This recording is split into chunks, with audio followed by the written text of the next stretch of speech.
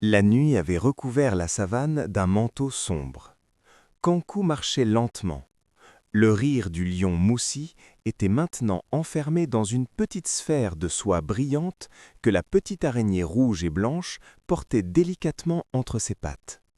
La première épreuve était accomplie.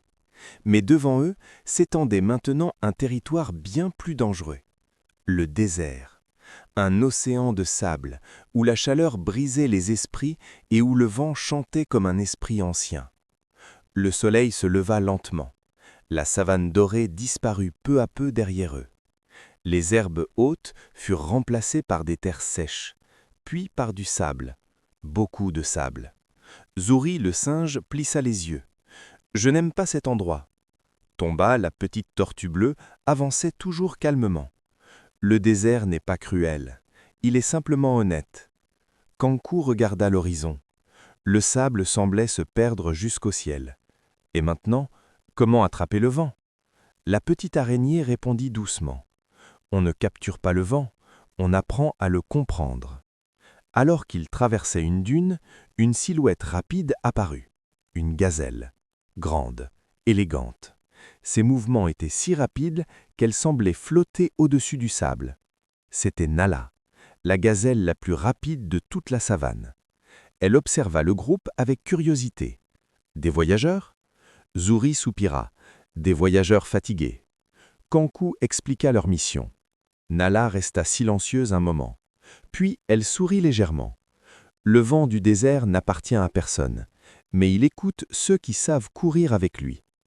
Le vent se leva soudain. Le sable tourbillonna. Nala se mit à courir. Pas comme une simple course, c'était une danse. Elle suivait les courants d'air invisibles. Kankou la regardait avec fascination. Elle ne combat pas le vent. Tomba hocha la tête. Elle l'accompagne. Nala revint vers eux. « Si tu veux attraper le vent, tu dois d'abord le sentir. Ferme les yeux. » Kankou ferma les yeux. Le vent caressait son visage. Il entendait le sable qui glissait, les dunes qui murmuraient, les grains qui frappaient doucement ses vêtements. Le vent parlait, mais dans une langue ancienne. La petite araignée grimpa sur sa main. Le vent est libre. Si tu veux le capturer, il s'enfuira. Zouri murmura. Donc notre mission est impossible. Mais Tomba sourit. Pas impossible, différente. Le ciel changea soudain. Des nuages de sable s'élevèrent. Le vent devint violent, une tempête. Le désert se transforma en mur tourbillonnant. Zouri cria « On va disparaître !» Nala courait déjà. « Suivez-moi !» Ils se réfugièrent derrière une grande formation rocheuse. Le vent hurlait, le sable frappait comme une pluie. Kankou tenait la sphère du rire du lion contre lui. Il pensait à Amina et à sa promesse. La tempête dura des heures. Puis, le silence revint. Le désert était calme, presque sacré.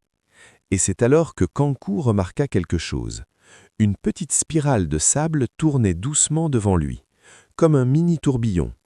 Le vent dansait, pas violent, pas libre, juste présent.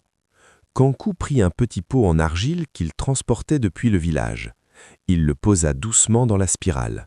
La petite araignée tissa un fil de soie autour de l'ouverture. Et soudain, le vent entra. Un souffle léger, un murmure capturé. Le pot vibra doucement. À l'intérieur, on entendait un souffle continu. Le vent du désert. Zouri ouvrit grand les yeux. « On l'a fait ?» Tomba hocha la tête. « Oui, mais pas en le forçant, en l'écoutant. » Nala regarda Kankou avec respect. « Tu comprends maintenant le désert. » La nuit tomba sur les dunes. Le groupe s'assit autour d'un petit feu. Zouri mangeait des fruits secs. La petite araignée observait les étoiles.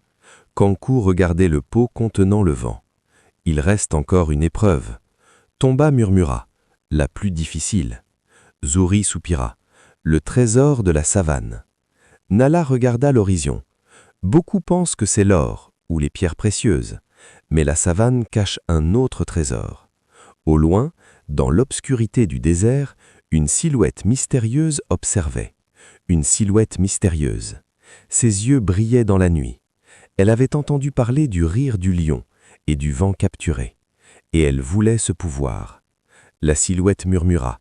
Ce garçon deviendra un problème. Le vent du désert souffla doucement, comme un avertissement. Le lendemain matin, Kankou regarda le soleil se lever. 2 épreuves étaient réussies, mais la 3e restait inconnue. Trouver le trésor le plus précieux de la savane. Il regarda ses amis.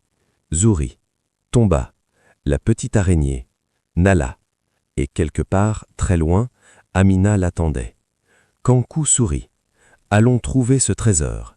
Et ils reprirent la route, sans savoir que leur aventure allait bientôt devenir beaucoup plus dangereuse.